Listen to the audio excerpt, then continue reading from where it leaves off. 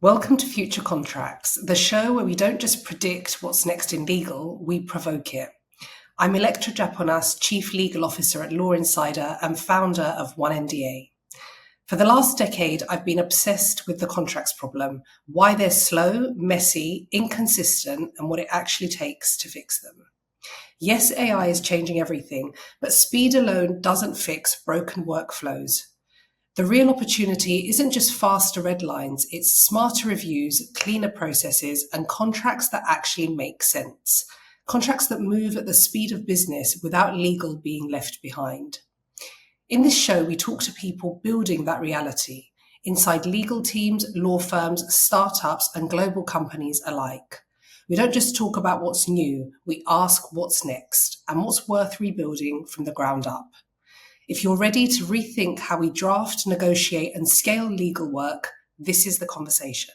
In today's episode of Future Contracts, I'm joined by Darryl Chiang, Legal Director at Google. Darryl and I have known each other since the days of 1NDA, where he was a huge proponent and champion of what we were doing.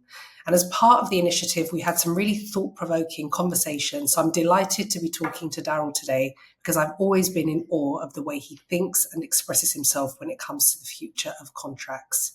Darryl, it's great to have you on the show. Tell us a bit about yourself before we begin. No, thank you so much, Electra. I always love having conversations with you as well. I'm always impressed not only by how big you think, but how much you do and put into practice. So thanks for having me. I actually manage a team of commercial lawyers and contracts managers at Google, and we focus on Google Search, Google Maps, News, and several other products. And currently, we're very focused on content deals related to AI.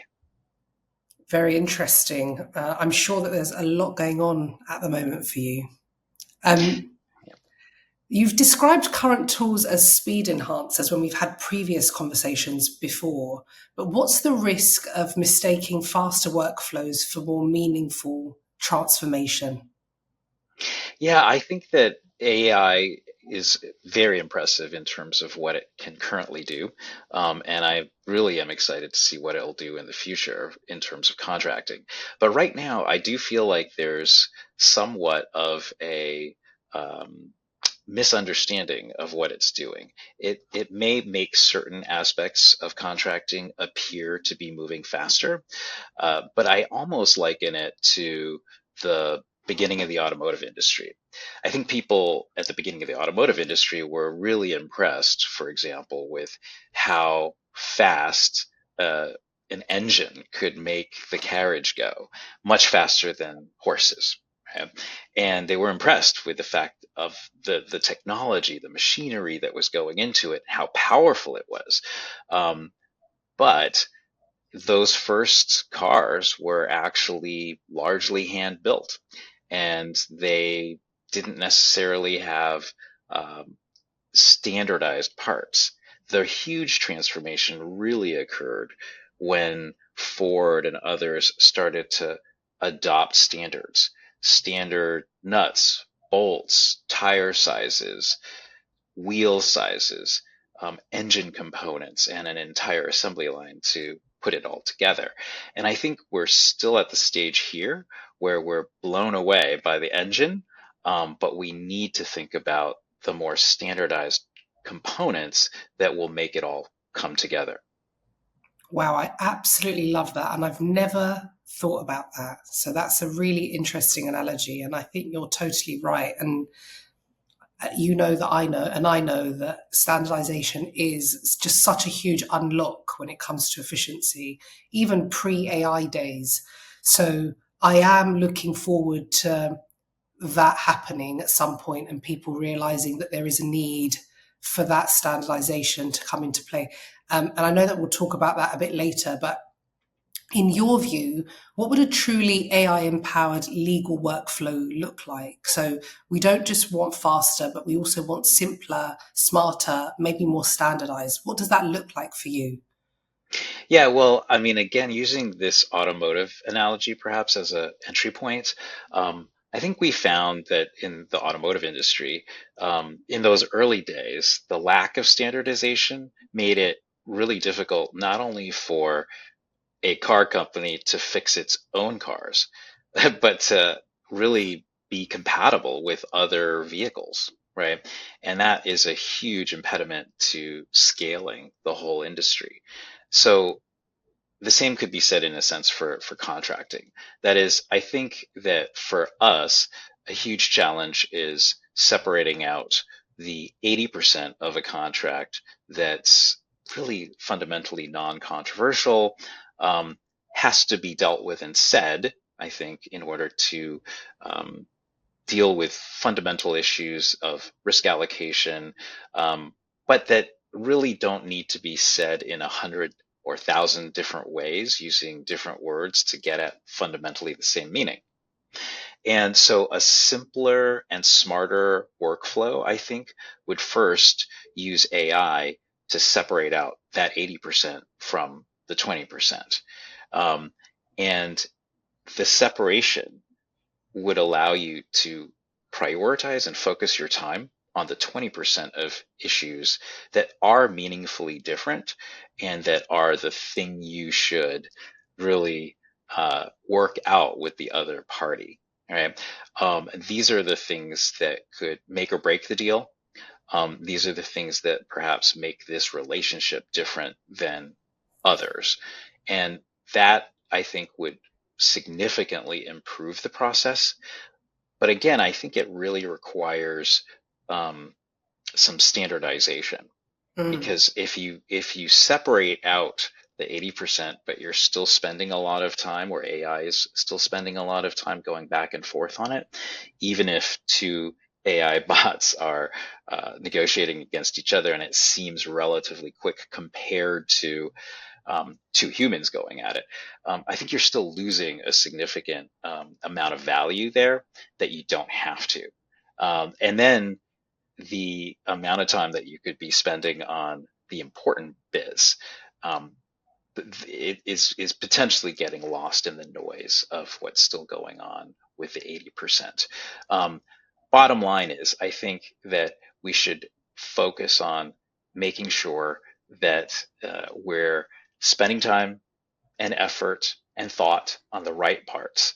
And then we're making the other parts more consistent and predictable in case anything goes wrong. So it's using AI to help us risk assess in a way that's more pragmatic than what we're currently doing, which is relying on other people's systemized knowledge when they put something into a contract template, or your own PTSD based on previous negotiations or disputes that you might have had. And I think this is always going to be a problem. And one concern that I have about people using AI to draft agreements is the fact that because it's easier and quicker to get more language into an agreement, it's possible that we're just going to perpetuate the contract problem by bloating agreements and making them even longer and more complicated just because we can. Whereas your proposed approach is, yeah, definitely, I definitely agree with that, because what you're saying is use AI to make a more substantial judgment call as to whether that language should be in the agreement, or whether actually it's non-controversial, it's low risk, and therefore doesn't belong in an agreement that we're now spending our time negotiating. It's not doing our relationship any favors. Yeah, and I think that the non-controversial parts, um, they're also ones where even in the current state, I think we may propose, our version of certain miscellaneous clauses or certain very standard provisions, um, and in the end, very frequently, you don't end up with exactly your language anyway if things are negotiated. A contract, after all, is a bargain for exchange. It's some give and some get, right? And I think the beauty of having certain standardized terms, and really huge kudos to you for being a champion of standardized terms, whether it's one NDA, one SaaS, or all of the other projects that I know you've got coming up. Those things represent a determination of how to balance those gives and gets across a wide range of industries, across a large number of seasoned lawyers, and are generally fair and neutral. And the interesting thing is that they represent, I think, about as good as you're going to get, and any additional benefit that you could get from further negotiating that is just pretty minimal. And so presenting and having the option of using really fair, neutral, standard terms uh, just has these benefits that are far outweighing the time and effort it would take to do it in a more manual way. Yes, yes, very much agree. But do you think that legal teams are addicted to complexity? And do you think that AI is just going to make it worse because we're just going to become more tolerant of it rather than less? Yeah, I do think that lawyers by training and maybe by their inherent personalities Yeah. um, like to fancy themselves as intellectual problem solvers. The best ones are, of course. But part of that is that the problems they're solving are complex, right? We wouldn't fancy ourselves great crossword puzzle solvers if the puzzles we were dealing with were really simple, right? So there's a little bit of an ego there. And I think AI, in its current state, is actually potentially exacerbating that problem because there's a huge spell check, grammar check kind of issue going on right now where AI is proposing lots of things for you to consider, right? It's saying, oh, this provision might be problematic, and here might be some, uh, edits that you could consider to improve it, according to your own playbook. But that requires you to very manually look at that again and continue to spend your time on provisions, which again might be part of that 80% of relatively non controversial provisions. And so, just like the frustration we typically get when we deal with spell check, grammar check, where you see 150 proposed changes and every sentence has two things that you have to then click, no, no, no, no, no. It just starts to bog down, right? And it's even worse in the case of contracts because while the spell check items are pretty easy to just quickly skim and get rid of, sometimes the grammar check ones are they take twice as long. The contract ones will take maybe 5 to 10 times longer because you're thinking hard about whether that comment makes sense and whether they've actually taken the right provision from your playbook and everything. So if you have to then slog through 100 of those comments, it's really, I think, not necessarily helping you.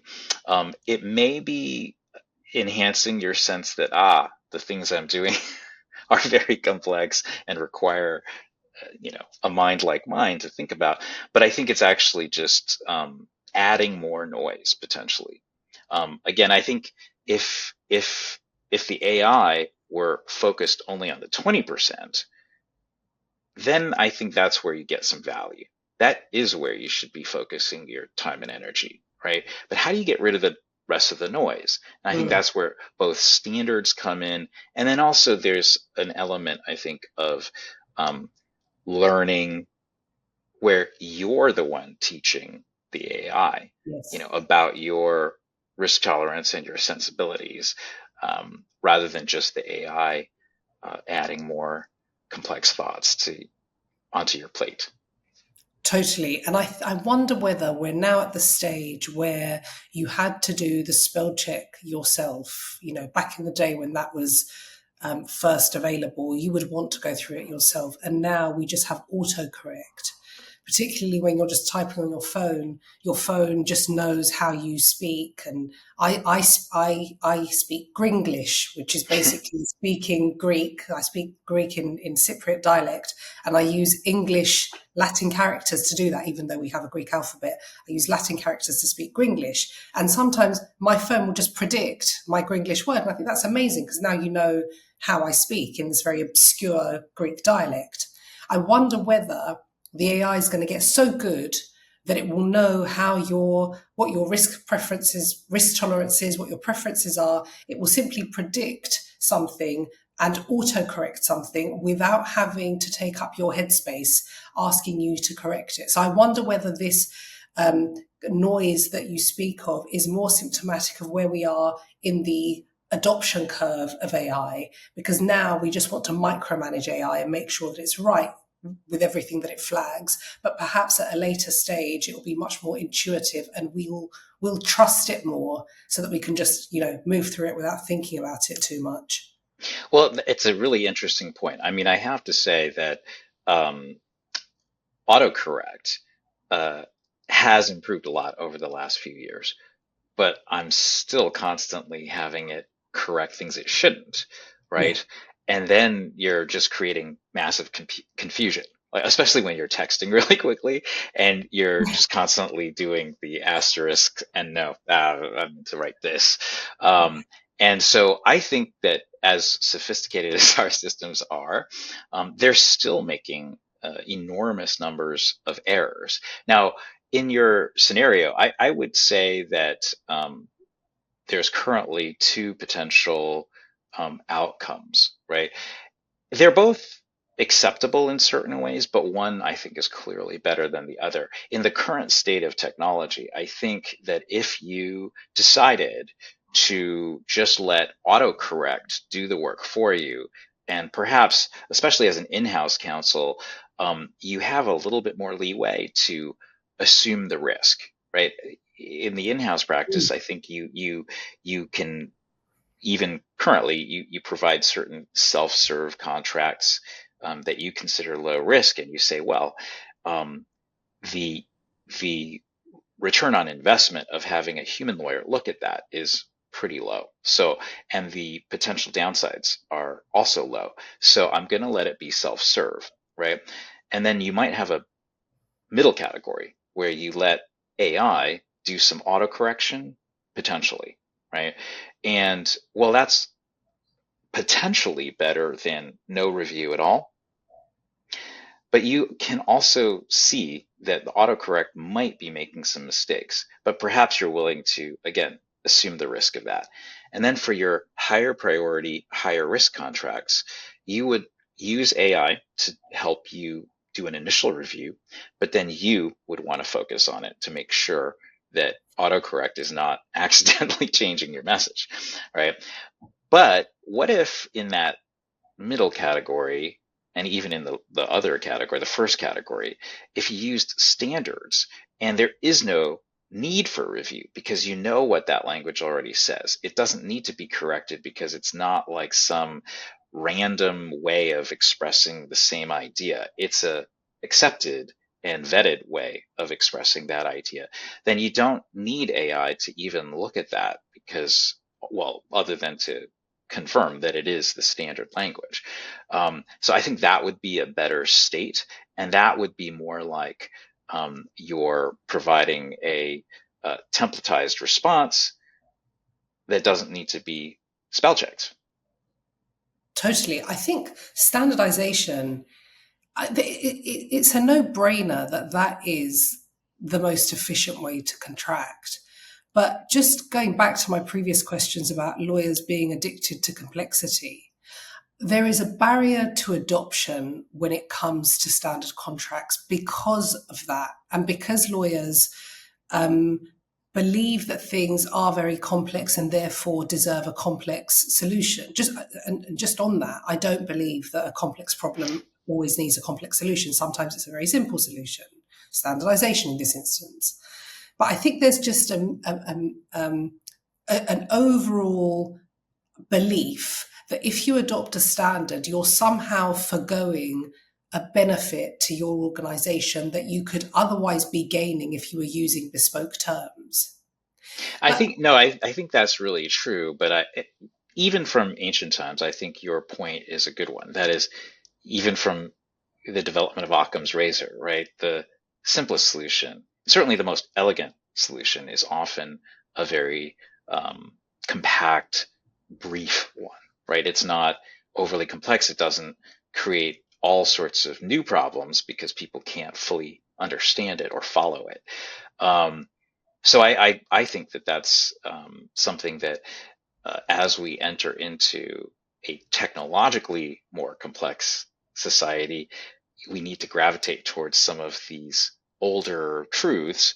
Um, and frankly, even in a technologically complex society, at Google, for instance, talking to engineers and product managers, the most elegant coding solutions are also often the most simple ones.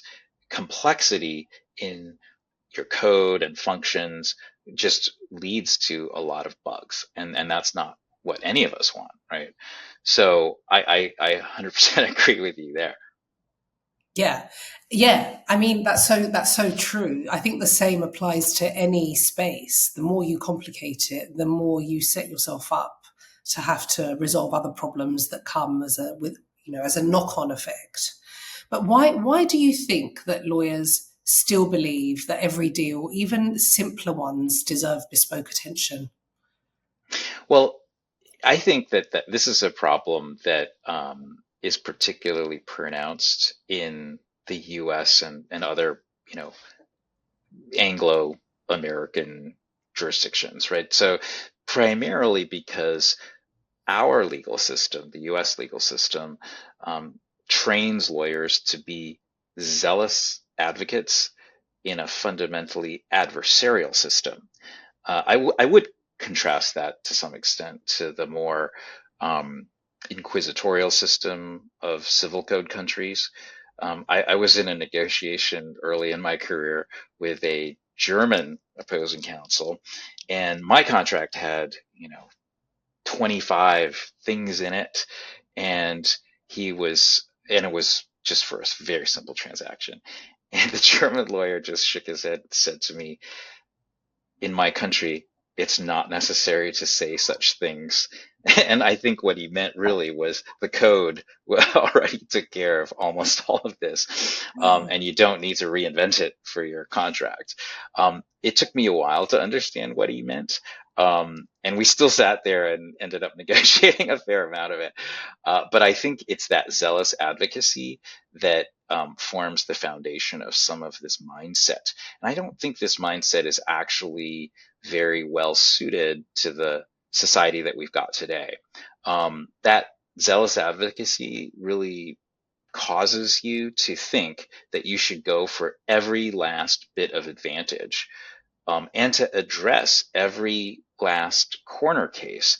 And after all, we in American law schools, you really spend almost 3 years issue spotting the to the nth degree, and funny enough, often not prioritizing among the issues you spotted. You pride yourself on having spotted 50 of them, but not necessarily knowing, even for yourself, which of those are the most important ones that you should focus on and which ones you could potentially let go, given that outside the rarefied world of a law school exam or a bar exam, you're just not going to have the time to address all of those topics. I think in the end, what we need to do is to help even the American lawyers understand that in the commercial contracting context, it's not this winner take all Mm. viewpoint, it's a give and take. And that is a really important mindset shift that I think needs to happen. Um, Standardization and also more elegantly drafted plain language wording, I think, goes a long way to just tonally adjusting your mindset to the idea of give and take and of efficiency in that process of getting to give and take. Yes, totally. And what do you think we lose if we don't do that? What do you think the impact of that actually is in reality? Well, so I think that there is a big picture loss, but there are sort of very specific elements to the loss, right? So, in some sense, I think that by doing a winner take all zealous advocacy approach where you negotiate everything, um, you definitely lose sight of marginal utility, right? Like the idea that is it worth it to go that extra step? And in a fast paced commercial environment, that spending an extra several hours, spending an extra several turns of the contract, frustrating your customer, perhaps spending extra days, on every given deal is going to obviously slow down your business velocity, right? Your revenue is going to be throttled by that. And that marginal utility is somewhat invisible to the lawyer, but needs to be focused on, right? Because how many of those extra points that you got by spending extra hours on it are ever going to turn into a real dispute? Almost none. But the dollars you lose from not closing more deals, those are going to hit your bottom line immediately, right? So honing in, I think that from that commercial perspective, imagine, right, that you spent 5 hours to negotiate the uncontroversial 80% of, 80% type terms. Um, what if we could just spend 5 minutes using the standardized versions of those, and then spend 5 hours to cover off the meaningful set of 20% type terms? You could see in the first example, you spent 5 hours on the 80% and 5 hours on the 20%. That's 10 hours in total. But in the second example, you could double that. You spent Yeah. 10 minutes on the uncontroversial and 5 hours each on the controversial bits. You've closed twice as many deals, right? And I think that there are other costs even beyond that very obvious commercial cost. So operationally, who's going to read the contract mostly after you do the deal closing? Is it the lawyers? No, because 99% of deals don't get litigated, right? But it's really the partner managers and the operational team that has to reread parts of the contract to make sure they're complying. But what if even some of those 80% terms are just different from contract to contract? The mental load on your operational team is immense, compared to, oh yeah, I've got 100 contracts, clauses 1 through 15 are all the same, right? That is so much easier and safer for the operational team to implement because it's consistent, right? But if each of them has tiny little changes, that's incredibly difficult to put into action, right? And then finally, I think the thing that's hardest to measure and is most invisible to a lot of lawyers is the loss in the relationship. By focusing so much time and energy and tonally focusing on so many negative outcomes that are highly unlikely to occur, I think it sets the wrong tone. It's sort of like a couple who's planning to get married.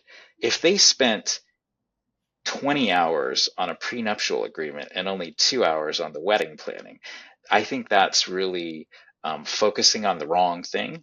Um, because while the prenup might be important to high net worth individuals and is necessary, uh, it's entirely a negative document in the sense that it focuses on the divorce. Um, and it should contain allocations that are fair, but I think you can get there much faster than by negotiating every nth issue, right?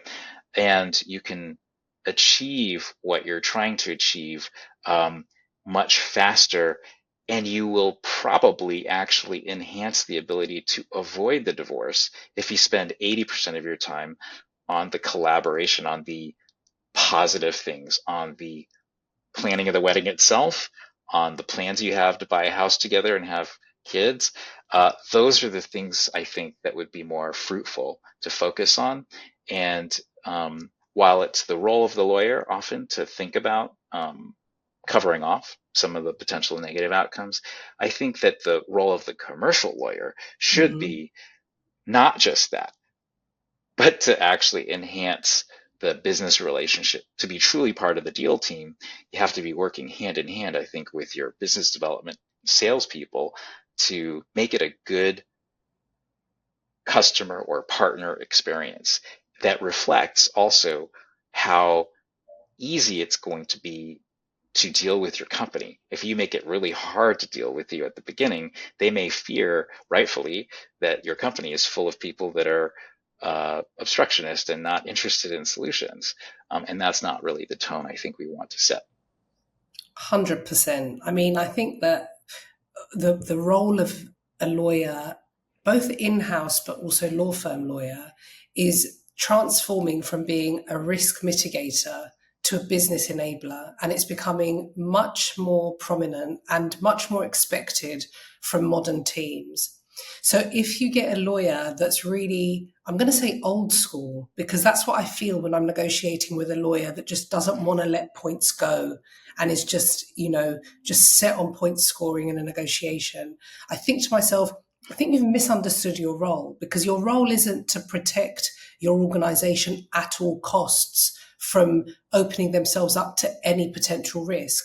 When you enter into any relationship, a marriage, a commercial relationship, a friendship, you open yourself up to an element of risk. And that's something that you need to accept. Your job is not to annihilate every single potential risk that you can fathom.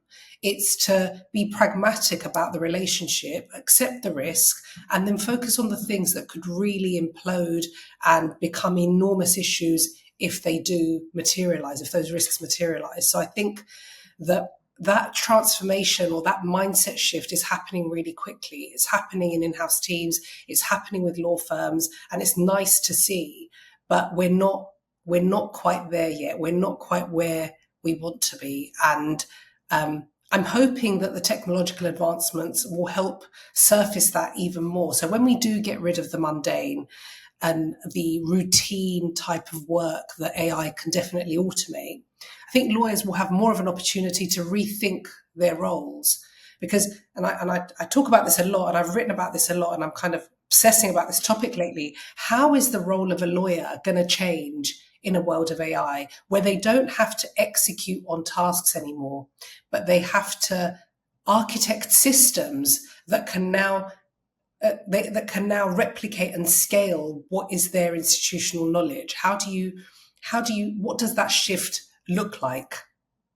Yeah, I think that's a fantastic point. That is, I think to our earlier discussion as well about humans teaching AI, um, the AI in its process of learning can also help us knowledge share with our own teams, and potentially even across the profession, right? And in terms of um, the benefits of using AI to perhaps free ourselves from certain mundane aspects of contract drafting, what do we do with the time that we've saved, right? I think that the most useful uh, reallocation of that time could be for us to work more closely with the business team to better understand and to contribute to the business strategy, the value exchange in the contract. I think sometimes currently there's so little time for that interaction between the lawyers and the business team because the lawyers are so bogged down by some of the other tasks that they're doing manually. Or even when they're using AI tools, they're now looking at all of the additional comments that AI is offering them. And that's time that we're not spending sitting down with our business team, understanding the relationship or understanding the future of the product or the kind of tone we're trying to set with our customer base. So those are things that I think are missing and that are hurting our ability to play as a team. And when I say that, I mean like as a deal team, as a commercial team. Right now, it's a little bit more like a relay race where you're passing a baton. But it really ought to be not a relay race. It ought to be something where you're working together, perhaps more like a beautiful game of soccer where you're passing the ball and everyone's moving forward together and you have um, a goal that you see in mind and you agree on it and you're both all running towards that.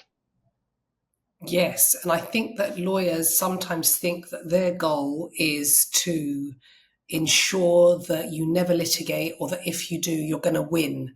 Whereas the rest of the deal team, and I really love that term, but the rest of the deal team is thinking, I need to close this deal so that I can make money or so that I can achieve this next commercial goal that I have. And I think that fundamentally that's where the friction lies between legal teams and the business.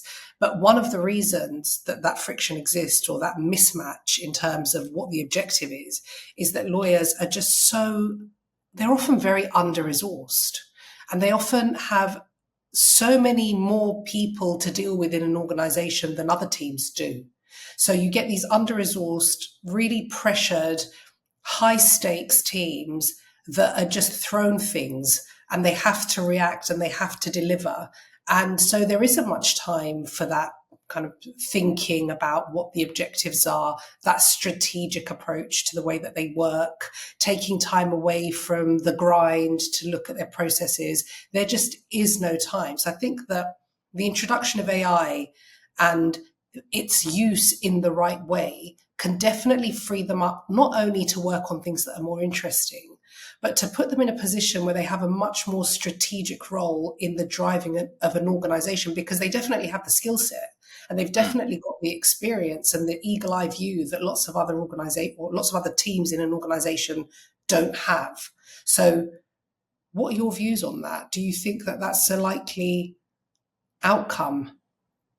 Yeah, I do. I mean, I think that the one of the reasons I think that a lot of commercial lawyers get into their practice area is that they didn't want to spend most of their time, for example, litigating something. They wanted to be helping to build something rather than to just divvy up the broken shards of pieces of something that fell apart.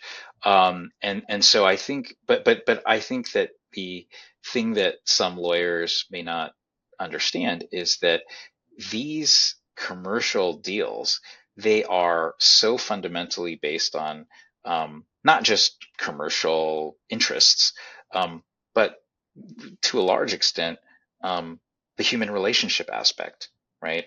And freeing up our time to learn more about that and to focus more on what that means is crucial.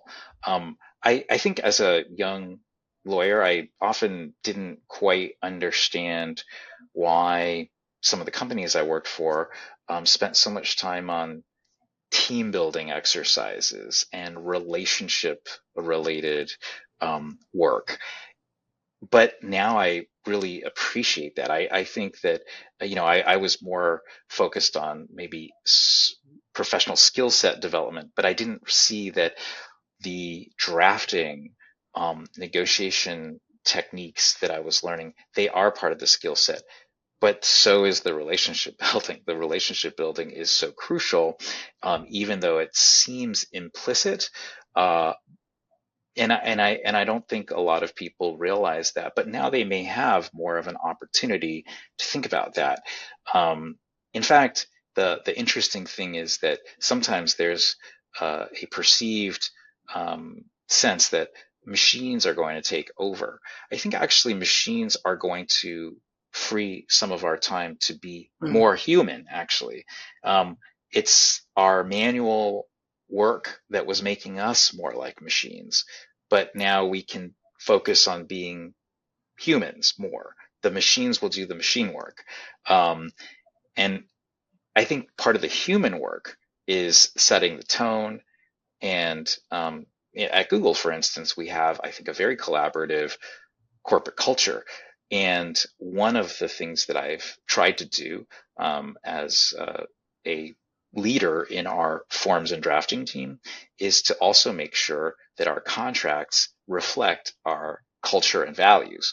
I think it would be really jarring and odd if we have a very what we call googly culture, meaning helpful, collaborative, and intellectually curious and very user focused or customer oriented.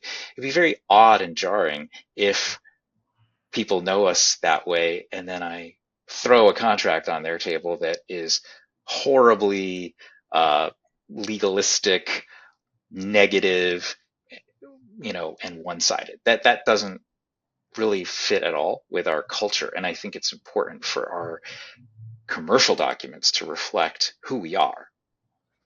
Definitely. I think that your commercial documents are just part of your product or your service or your offering, and it needs to be brand aligned. And that's something that lots of organizations miss or don't think is very important because they'll spend loads of time and money on a brand agency that's going to come in and nail the name and the logo and the look and the feel. And then they'll throw their T's and C's over to a law firm that is just taking the most risk averse approach, and it comes back and it's a monstrosity, and then they just shove it on their website and expect people to be okay with it. But there's not, I think if lawyers have time to step back, they can think more about that. They can think about, well, let me go and speak to the branding team and figure out what our values actually are from a branding aspect and how I can pull those through into my agreement. And then you can actually use AI to do that. You can use AI to review your agreement and give you a better tone of voice, or get the AI to review your agreement from a certain perspective to see what it comes up with so that you can get a different point of view in terms of how your contract's being perceived. So I think there's so much opportunity for growth in different ways that we haven't had time to consider. And I love what you said about us having time to be a bit more human, because I agree. Even terms like, I'm just going to switch off this weekend. You're not a laptop, but you're behaving like a digital device and you're speaking like you are one. So hopefully that will stop being the case. Um, Yeah, I mean, I think that actually it's very exciting to think about what we can do with the future state of things. Um, it's true that you know there are some concerning aspects of AI that we have to keep in mind, but I think the optimistic side um, really has a lot to offer here. Um, I think that a lot has been said as well about sort of how uh, AI is fundamentally affecting the lawyer's role, possibly for the worse, in the sense that maybe it's making lawyers obsolete. Certainly, a lot of, I think, junior lawyers are worried that their role, that their job is being taken over by even today's AI tools, which can perform arguably at the level of a first year associate at a firm. But I think that actually it's interesting because there's another way to look at that. That is, um, I personally was always quite frustrated in my first years of practice because I felt like my law school had essentially taught me to be a general in the military, but my first job was to be a private. And law school had not taught me how to load a gun or dig a foxhole. And there I was doing that.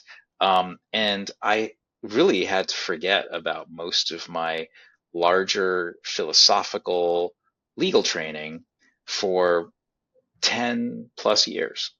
But I think AI, being a good first year associate, lets even junior lawyers jump more quickly into the heart of what they had trained for, actually, which is exercising the judgment that an officer would exercise, not doing some of the physical tasks the that the private would have to. And I think that's an exciting prospect, not one to be feared.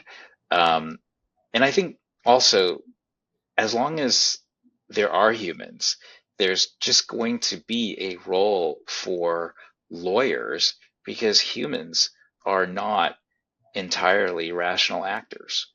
It's Yeah. very hard, I think, for a machine to simply predict what a human will do because humans often make odd choices. But a human, I think, can be better in tune with what the how to deal with that and how to reach that person in a human way to reach a result that they both want. Also, even though today's AI tools are great at giving you complete tonal shifts in what you've written, right? Um, Only you can judge whether what they've done is actually what you Hmm. want to express. Now, it's wonderful that they can do it so quickly, um, but you still have to make that judgment as to whether that works. And whether that's going to work with all of these irrational people. Um, and that's something that's unique to us as humans. Definitely. And when you're a lawyer in an organization, you're the one that knows your stakeholders and their personality quirks and their preferences and how they decided on a certain thing last time that something similar happened. So, this nuance, this behavioral obscurity that we're quite comfortable with as humans, or most of us are, that's something that AI can't really replicate, at least not at this point in time. But I just see that in the future, people will still want to have that human touch or rely on a human when it comes to these things that you can't codify. Because we talk about playbooks a lot and building playbooks and how lawyers will start to architect and codify their knowledge. But for some elements, you can't expect to do that. You just have to play it by ear. You've got to be spontaneous. So you can't prejudge or pre-think every single action that's going to take place because, to your point, you just don't know. Well, that's right. And I think that still leaves room for creativity, right? And Yes. you're still going to have to come up with really creative solutions to problems that I think fundamentally can't just be solved algorithmically. And that's I think where our skill will be best used. Yes, great. Earlier this year, Darryl, you and I were at a conference that Law Insider organised called Future Contracts. And at that event, I loved our fireside chat. And I think we were both quite fascinated by one other speaker, Professor Jonathan Arbel, who warned us about AI drafting contracts that only AI can read. And we had this debate, I remember when he was on stage, and you and I then talked about it afterwards. But where do you think that, the ethical boundary is with legal automation? Yeah, I mean, it was fascinating because having the chance to not only hear from people in the profession and across the industry, but also to hear from an academic, he really did explore topics that normally we don't think about, and I think he was really positing that, especially as AI gets more advanced, possibly to the point of artificial general intelligence, it will be able to possibly go into all sorts of topics and make contracts longer and longer. He even discussed things like what if they were written in a machine language, um, and I think it's interesting because we all certainly did agree that at a certain point you lose a meeting of the minds among the humans. And the humans are still the ones who, in a sense, are the parties to the contract, right? So I think that there are boundaries there, but I think there's a larger philosophical issue, um, which is that I don't think that we should encourage that sort of outcome um, for several reasons, right? That is what it made me think about was a potential negative outcome in the real world that we are all concerned about, which is AI enabled mechanical robots that could potentially be used um, to fight wars. Now, at first, some people might say, well, um, that's good because, say, human soldiers are not put into the line of fire. But I think that that actually masks something important, which is even if the frontline soldiers are robots, there's certainly going to be collateral damage. Hmm. And then more fundamentally, I think the goal shouldn't be to make war more efficient. It should be to find ways to broker peace. And I think that's the thing, right? These longer contracts don't necessarily lead to the real commercial result that we want and the real human result that we want, which is to agree. Yeah. I mean, ultimately, that's what contracts are there for. They're for us to build that meeting of the minds and to agree on the parameters of the relationship that we're about to enter into rather than let's just make them as long and complicated as possible because we can. And also, who cares because AI is going to be reviewing it anyway. And also, who cares because AI is also going to be litigating it. We're kind of moving away from the whole concept of a contract in its current form and how it serves the very purpose that it started to exist for. So I think yeah, that was so interesting. Well, I mean, and Electra, I think one thing that was fascinating from our fireside chat too was, you know, these things are not cost free, right? That is, Yeah, there are enormous costs that go into providing AI enabled services, right? Huge machine costs, energy costs, you know, uh, we have to build so many more data centers, and um, every tech company that's focused on AI has essentially been doubling its energy consumption since the pre-AI period. And there's some estimates that um, global energy consumption it could that AI could could really constitute 10% of global energy consumption within the next few years. So I think actually, as with anything that's drawing on our precious natural resources, we have to actually have um, a real view towards what's the best use of that energy, of those resources, and having a lot of wasteful uses of AI currently um, is not it. I think if we can narrow it down, even if we could leave all of the lights on and all of the machines on in our homes, we shouldn't, right? I mean, we need to yeah, conserve energy and use it when it's appropriate. Um, I think the problem is that currently we're in hyper growth mode for the AI industries, right? That is the focus right now is on acquiring users and helping people learn how to use AI and get excited about using AI. So the costs to the user are currently hidden.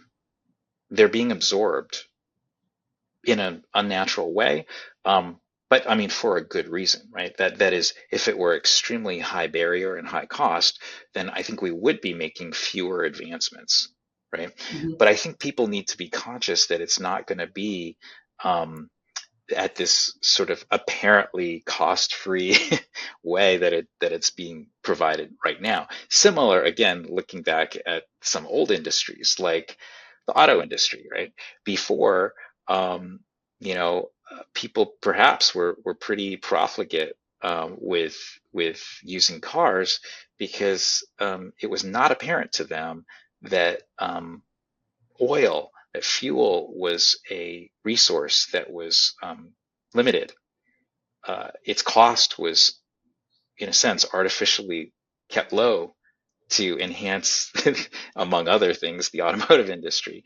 And they also couldn't see some of the other effects, like the pollution that it was creating and the larger long-term costs that that was creating. And so I think today we have some of these experiences to draw from, and we really need to be responsible stewards of our AI resources. For the legal profession, I think especially we really need to not fall down into this hole of wasting those resources. Yes, really, really well said. Um, Darryl, I've got time for one last question. If you could redesign the way contracts are handled from scratch, what would you keep and what would you throw out? Well, I do feel like we have this opportunity to fundamentally change our bespoke, custom to every company contracting mode. And I would really think that we have an opportunity to do two things, right? The first is to redesign our contracts to incorporate by reference a lot of standardized language. That would massively shorten the contracts. In fact, it would be potentially moving towards the model that German opposing counsel was looking Yeah. at. While contract clauses they're the law between the parties, the law that he was referring to was maybe a civil code, right? But we have the opportunity to create a almost public private partnership in developing standardized terms that you can also refer to. That's sort of like a default civil code type law, but one that we have an even more direct ability to influence and to ensure that it's built well for commercial purposes. Right? But that would dramatically shorten our contracts. And what should we do really with the contract elements that remain? I think they should clearly be written for each of their intended stakeholders, apart for business people, structured maybe in a table format for easy reference. Legal terms could be significantly reduced because of the standardization, but they would be written in a way that I think lawyers are familiar with, but we can use AI to actually move the state of the art forward. If we were to ground all of our legal drafting on things like, say, Brian Garner's drafting style guidelines, which propose radically plain English drafting so that not only we, but even business people who want to read those terms can understand them. And then, of course, variable terms that lay out technical specifications, financial topics, and other elements that could change from deal to deal and should change from deal to deal. All of this should also be written in a way that allows AI to easily summarize it and to leave the reader of the summary with the clear impression that this is a document that sells itself. There's a value exchange there that's clear. It's a selling document that proposes a good outcome for both parties. I love that. That's utopia, I think. This really design thinking focus on the way that we contract and really being considerate of our audience and remembering that the audience is not just a judge, but other people in the business as well. Darryl, what an absolute pleasure to speak to you today. Thank you so much. I really enjoyed that. I can't believe we've just spent an hour talking. It feels like 5 minutes. So thank you so much for being here today. I really appreciate it. Thanks so much, Electra. Thank you. That's it for this episode of Future Contracts. And if you're still thinking about the way you draft, negotiate, or review contracts. That is the point of this podcast, because the future isn't just faster, it's cleaner, smarter, and built on better questions. So if today's conversation has challenged the way you think about legal work, please share it, subscribe to this podcast, and start the conversation with your teams. See you for the next episode.